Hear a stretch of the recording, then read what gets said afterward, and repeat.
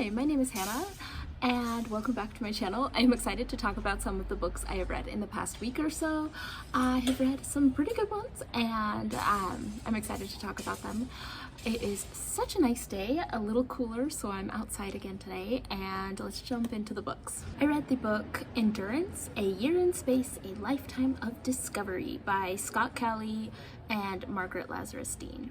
So this is following, it's basically kind of a memoir of Scott Kelly's life, including his year that he spent on the International Space Station.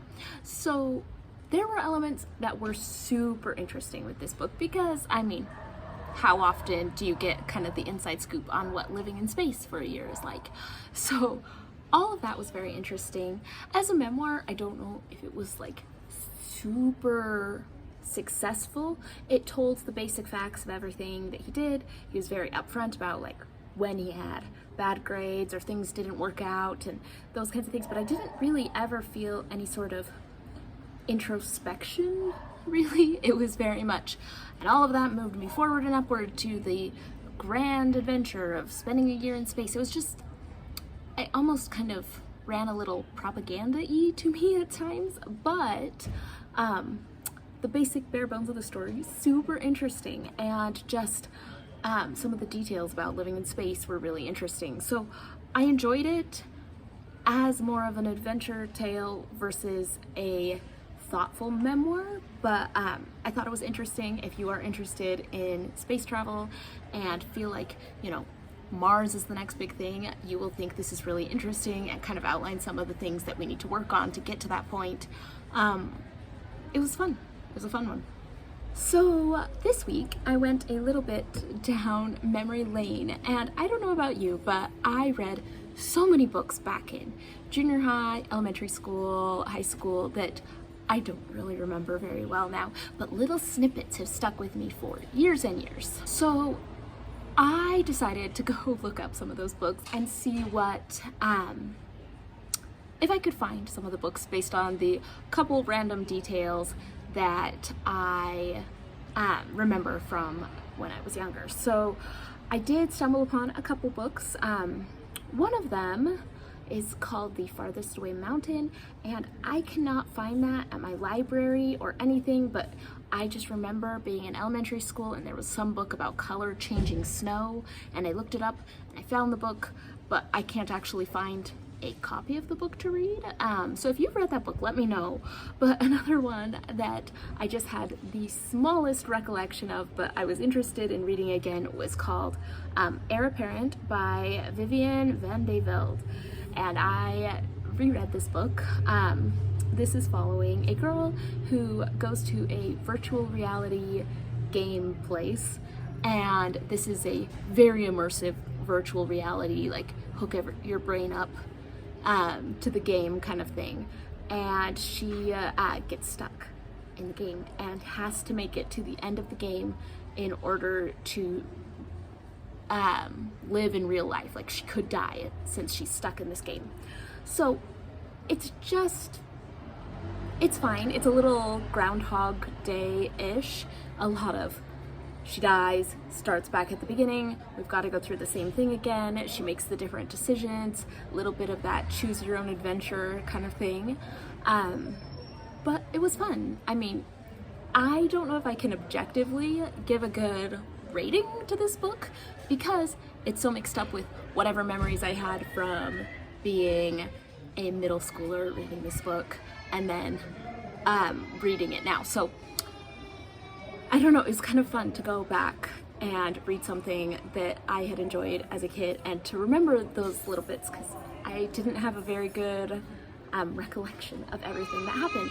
So if you have done this and read any books from your childhood, let me know, because what was your experience? Do you think it's like a worthwhile endeavor, or is it kind of a waste of time and just kind of indulgent? I'm not sure if I want to go back in and read every book that I read as a kid, but I might go look up some of those ones I don't remember very well and can't remember what they're called. So the next book I read because of the lovely Shelly Swearingen, and I will make sure to link her channel down below. I read The Unwomanly Face of War, An Oral History of Women in World War II by Svetlana Alexievich. And this was 5-star, an excellent read. I hadn't heard a lot about this book before reading it, so I didn't know what I was getting into. But this was originally released in the 80s, and it was released in Russian. And this author went and interviewed hundreds of women that had been involved in World War II. Somehow, this author, Svetlana, does the most amazing job at compiling hundreds of stories from these women who fought in World War II, were nurses, did all sorts of different things, or even just survived through this horrible time. All these women, she took all of their stories and somehow compiled it into a rather cohesive book, enough that it was hard to put down, and it kind of all came together really nicely. So I thought just the compiling of the stories was incredible, and the stories themselves are so powerful. This was just incredible. So it was translated into English, and the version that I read also had at the beginning, the author includes some of the things that had been removed from the censors from the original version. And so that was amazing, just seeing what was cut out of the book, what was involved in it, and just seeing this different perspective from the war. So I feel like I have read quite a few World War II books, and sometimes I honestly get a little tired of them because I've read so many World War II books. This is definitely a perspective that I feel like we need more of, that I haven't read a lot of. The perspective of the women in the Soviet Union and the things that they focus on, they are so different than some of our typical stories of war, and I thought that it was beautifully done, heartbreaking, horrible to read at parts, but very necessary, and highly recommend. 5 stars on this one. This last year or so, I've read a couple books from the author Ann Patchett, and I read Commonwealth and These Precious Days, and I enjoyed both of them. I thought they were pretty good, but this one might be my favorite so far. I read Bel Canto on the advice of my wonderful Aunt Jen, and this was gripping.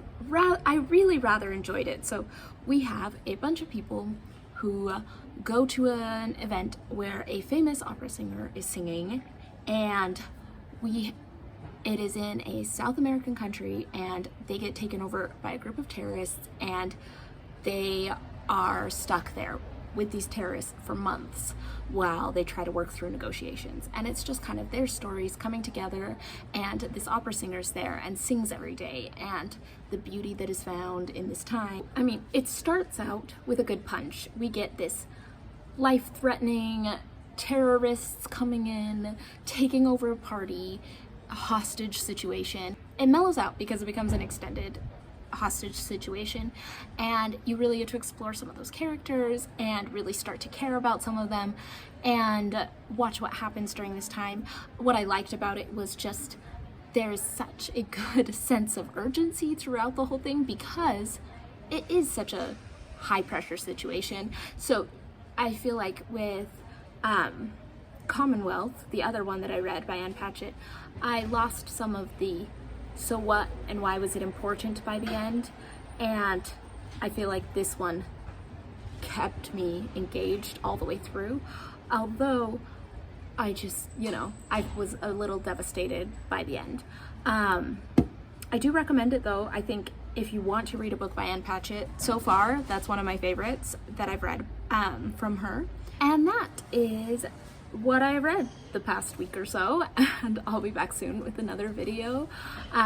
If you have any recommendations or thoughts on these books, please let me know in the comments down below, and I will see you all on the next one.